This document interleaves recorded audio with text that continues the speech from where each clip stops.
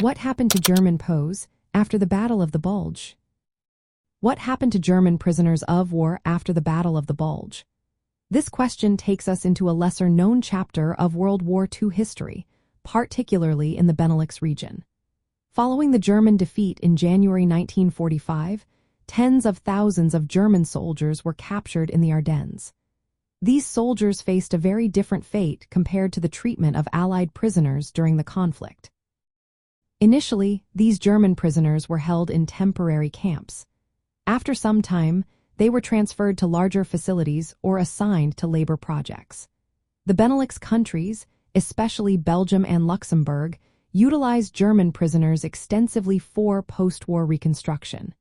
In Belgium alone, over 250,000 German prisoners were present by the end of the war.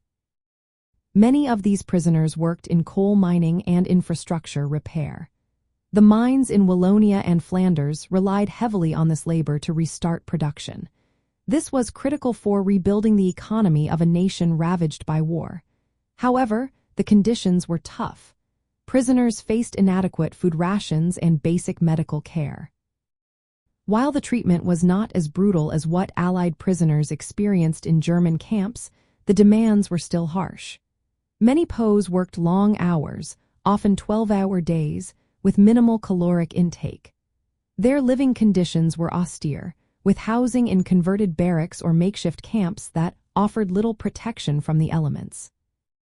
The repatriation process for these German prisoners was gradual.